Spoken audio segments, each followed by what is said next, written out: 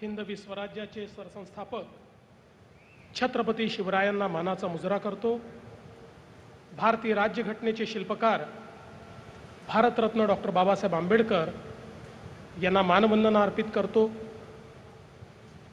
भूमिपुत्रांच्या हक्कांकरता ज्यांनी मोठा लढा उभारला ते लोकनेते दिबा पाटील यांच्याही स्मृतींना या ठिकाणी उजाळा देतो। आणि आज आपल्या या विमानतळाच्या उद्घाटनाकरता उपस्थित झालेले अखिल विश्वातील सर्वाधिक लोकप्रिय नेते आणि नवभारताचे निर्माते आदरणीय प्रधानमंत्री नरेंद्र मोदीजींचं या ठिकाणी मनपूर्वक स्वागत करतो। आज मंचावर उपस्थित असलेले माननीय गव्हर्नर साहेब, his excellency ambassador of Japan, आमचे माननीय उपमुख्यमंत्री एकनाथराव शिंदेजी, अजितदादा पवारजी, मंचावर उपस्थित असलेले आपले केंद्रीय मंत्री राममोहन नायडूजी, रामदास आठवलेजी, मुरलीधर मोहोळजी, मंचावरील आमचे सर्व सहकारी मंत्री, सर्व खासदार, आमदार, लोकप्रतिनिधी, विशेष रूपाने हा अतिशय सुंदर एअरपोर्ट ज्यांनी तयार केला ते अडाणी ग्रुपचे गौतमभाई अडाणी आणि या ठिकाणी उपस्थित सर्व माझ्या माता भगिनी आणि बंधूंनो, आजचा दिवस हा स्वप्नपूर्तीचा दिवस आहे। कारण गेले 10 वर्ष मोदीजींच्या नेतृत्वात ज्या गोष्टी आम्ही सांगतो त्या प्रत्यक्ष या ठिकाणी आज लोकार्पित होत आहेत। ही खऱ्या अर्थानं अतिशय आनंदाची गोष्ट आहे। आणि हा जो आपला एअरपोर्ट आहे, खरं म्हणजे मी सांगू इच्छितो की हा एअरपोर्ट कशा प्रकारे नवभारताचं प्रतीक आहे। या एअरपोर्टची संकल्पना 90च्या दशकातली होती। अनेक वर्ष आम्ही जेव्हा मुंबईहून पुण्याला जायचो तर एक बोर्ड फक्त लागलेला असायचा की या ठिकाणी नवी मुंबईचं आंतरराष्ट्रीय एअरपोर्ट होणार, पण काहीच पुढे जायचं नाही।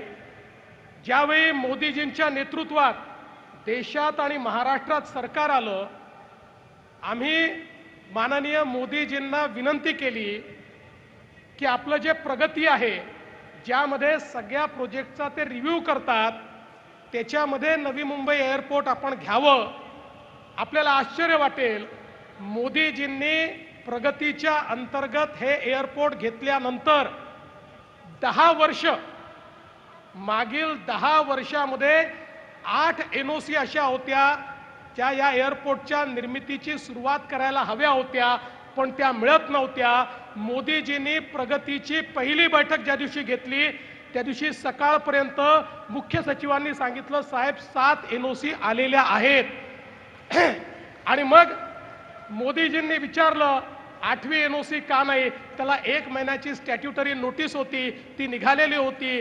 15व्या दिवशी 8वी NOC आली आणि जे 10 वर्ष झालं नव्हतं ते मोदीजींच्या एका मीटिंगने त्या ठिकाणी झालं आणि याची निर्मिती सुरू झाली। आणि हा अतिशय सुंदर असा एअरपोर्ट, 9 कोटी पॅसेंजर हँडल करू शकेल असा एअरपोर्ट, हा एअरपोर्ट एक इंजिनिअरिंग मार्वल देखील आहे।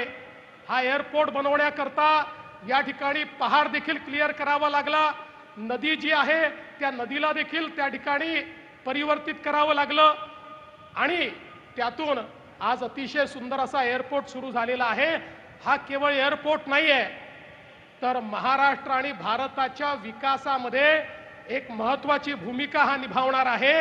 मी तर असं म्हणेल, केवळ हा एक एअरपोर्ट महाराष्ट्राचा GDP 1% वाढवण्याची क्षमता ठेवतो आणि त्यातनं मोठ्या प्रमाणात आज महाराष्ट्र पुढे जाणार आहे।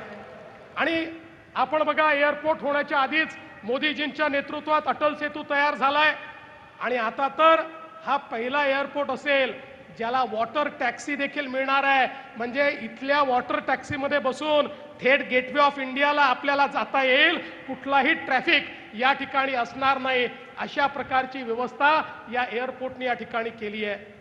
दुसरा महत्त्वाचा जो आपला प्रकल्प आहे, आपली 40 किलोमीटरची अंडरग्राउंड मेट्रो, ही मेट्रो देखील मोदीजींच्या आशीर्वादाने वेगवेगळे अडथळे पार पाडत गेली. मला अभिमान आहे, देशातली सगळ्यात मोठी अंडरग्राउंड मेट्रो ही मुंबईमध्ये आपण तयार करू शकलो आणि साऊथ टू नॉर्थ कनेक्टिव्हिटी आपण त्या ठिकाणी केली. पण ही करत असताना शिंदे साहेबांनी सांगितलं, वेगवेगळे अडथळे तर आलेच, पण green tribunal, high court, supreme court, review petition अशा अनेक अडथळ्यांची शर्यत पार करत आम्ही हिचं काम पूर्ण करू शकलो. याचं कारण या प्रत्येक क्षणाला माननीय मोदीजी आमच्या पाठीशी होते. प्रत्येक क्षणाला केंद्र सरकार आमच्या पाठीशी उभं होतं आणि म्हणून हे सगळे अडथळे पार झाले आणि एक इंजिनिअरिंग मार्वल अशा पद्धतीने आपण हे करू शकलो. I would also like to thank his excellency ambassador of Japan for the help extended by the government of Japan and JICA to construct this 40 kilometers underground metro. त्यांच्या मदतीकरता मी त्यांचे अतिशय मनापासून आभार मानतो. आणि याच सोबत खरं म्हणजे आज एक अजून तिसरं स्वप्न आपलं पूर्ण होत आहे. मोदीजींनी आपल्याला आदेश दिला होता की ट्रान्सपोर्टेशन सिस्टीमचं इंटिग्रेशन झालं पाहिजे. जोपर्यंत सगळ्या ट्रान्सपोर्टेशन सिस्टीम या एका तिकिटावर आणि एका प्लॅटफॉर्मवर येत नाही, तोपर्यंत एंड टू एंड सोल्युशन मिळत नाही आणि त्या ठिकाणी लोकांना फायदा होत नाही. आज आपण मुंबई वन हे आपलं ॲप या ठिकाणी मोदीजींच्या हस्ते लॉन्च करतोय. या ॲपवर मेट्रो असेल, मोनो असेल, बस असेल, वॉटर टॅक्सी असेल, सबअर्बन रेल्वे असेल, सगळ्यांकरता आता एकच तिकीट असेल. एका तिकिटावर आपल्याला सगळीकडे प्रवास करता येईल अशी संकल्पना या ठिकाणी करण्यात आली आहे. त्यामुळे कोणालाही आपण जिथे उभे आहोत तिथपासनं आपल्या घरापर्यंत पोहोचण्याकरता जे जे करावं लागेल त्याकरता एका ॲपवर आपल्याला त्याचा ट्रॅव्हल प्लॅन देखील मिळेल आणि त्याचं तिकीट देखील एका ॲपवर आपल्याला या ठिकाणी मिळेल. मुंबईला सुगम बनवण्याकरता आजचा हा कार्यक्रम अत्यंत महत्त्वाचा आहे. आणि यासोबत चौथा कार्यक्रम जो आपण या ठिकाणी करतो, मोदीजींनी जे आमच्या तरुणाई करता स्किल विकसित करण्याकरता कौशल विकासाचा कार्यक्रम हातात घेतला. महाराष्ट्राच्या कौशल विकास मंत्रालयाने अतिशय सुंदर अशी स्टेपची योजना चालू केली आणि जे इमर्जिंग क्षेत्र आहेत, अगदी आमचं एअरपोर्ट असेल किंवा वेगवेगळे इमर्जिंग क्षेत्र असतील, या क्षेत्रांमध्ये आता ज्या संधी येत आहेत, या संधी तात्काळ आमच्या तरुणाईला मिळाव्या याकरता अत्यंत सुंदर अशा प्रकारचे शॉर्ट टर्म कोर्सेस हे तयार करण्यात आलेले आहेत, ज्यामुळे हजारो हातांना काम मिळेल आणि त्यातनं आमचा कौशल भारत, आमचा कौशल महाराष्ट्र, कुशल महाराष्ट्र हा आम्ही तयार करू शकू. आज या निमित्ताने आम्हाला या प्रगतीच्या पथावर नेण्याकरता मी प्रधानमंत्री महोदयांचं अतिशय मनापासून आभार मानतो. आमच्या नागरी उड्डयन मंत्रालयाचे देखील आभार मानतो. आत्ताच नायडूजींनी सांगितलं, आता पुढचं आमचं लक्ष जे आहे ते वाढवणचं बंदर, वाढवण पोर्ट जे मोदीजींनी आम्हाला दिलेला एक उपहार आहे, त्याच ठिकाणी देशातला पहिला ऑफशोर अशा प्रकारचं आम्ही एक एअरपोर्ट तयार करतो. आमच्या या नवी मुंबई एअरपोर्ट जवळ तिसरी मुंबई होईल आणि वाढवण जवळ आमची चौथी मुंबई होईल, हा विश्वास मी या निमित्ताने आपल्याला देऊ इच्छितो. आणि यासोबत आमच्या सिडकोचे सगळे अधिकारी, सगळी टीम यांचं मी अभिनंदन करतो. MMRCL आमच्या अश्विनी भिडे ज्यांनी अतिशय चांगलं काम त्या ठिकाणी केलं, त्यांची संपूर्ण टीम, त्यांचंही मी मनापासून अभिनंदन करतो.